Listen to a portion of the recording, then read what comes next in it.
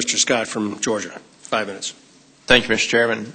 Commissioner Wetjen, Commissioner O'Malley spoke of the need to have better coordination with the SEC on just some basic definitions. Do you agree with him on that? There is a, I appreciate the question, Mr. Congressman. There is a provision in Dodd-Frank in Title VII that requires us to coordinate. Even absent a specific mandate to do a joint rule, we still have this obligation under the statute to coordinate as best we can.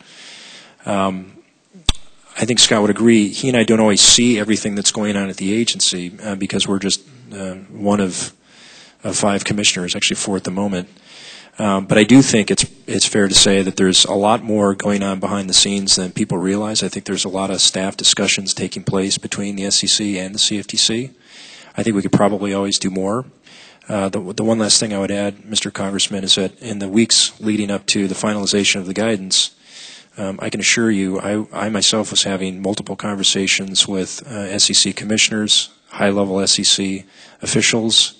I was having multiple conversations with members of the European Commission, conversations with other agencies within the federal government that had an interest in what we were doing with the guidance. So I felt pretty good about the level of engagement I was able to get with my counterparts at these different regulatory bodies.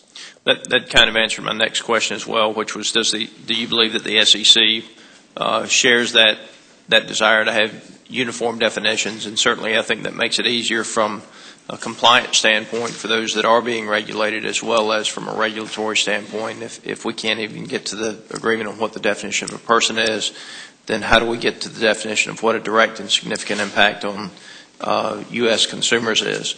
And so that would lead to my next question, which is the Act says it shall not apply to swap activities that do not have a direct and significant connection with activities in or effect on commerce in the United States. The definition of direct and significant, can you give us that? So the question was what I think the definition of direct and significant impact on U.S. commerce is. Well, the words obviously are somewhat plain and in many ways speak for themselves, but I'll tell you how I interpreted it.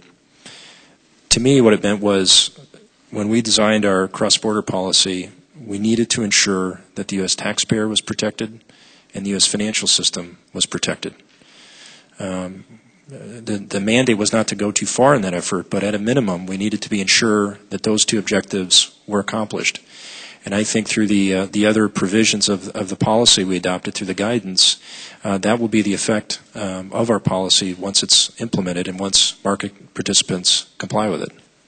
Well, I know that there was some discussion of latitude to comply with the new rules, but again, if we don't have a definition of what direct and significant is, then how can somebody who is being regulated comply with that rule? And I would hope that direct and significant is another term that you're able to get a uniform agreement with the SEC on, because, I mean, look, simpler is better from the regulator's standpoint, and it's certainly better from the person who's trying to comply with the rules, just to keep up with one definition instead of multiple. But you do not have a feel for at what point the transactions are so de minimis that they would not be subject to the new regulations. Well, under our guidance, here's the first way I would answer that question. Under our guidance, if there is an entity, even if it's offshore, but it has the benefit of a parental guarantee, or if it's a foreign branch of a U.S. bank, in which case obviously it would be offshore as well, the guidance provides that those entities, if they do the requisite level of swap dealing activity, they would need to register as swap dealers.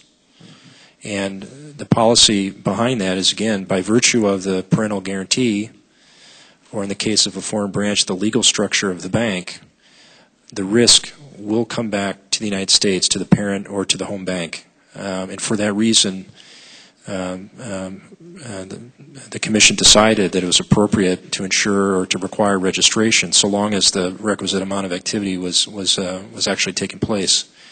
Commissioner O'Malley referred to it earlier. We have this de minimis threshold, and for now you have to deal more than $8 billion of swap dealing activity, in which in that event you have to register. But sorry to interrupt. I'm down to about 5 seconds. I do hope that you'll continue to get the uniform definitions with the SEC and our overseas regulators as well, to just make it easier to regulate and for those other entities to comply with the regulations. With that, I yield back. Joe, as time is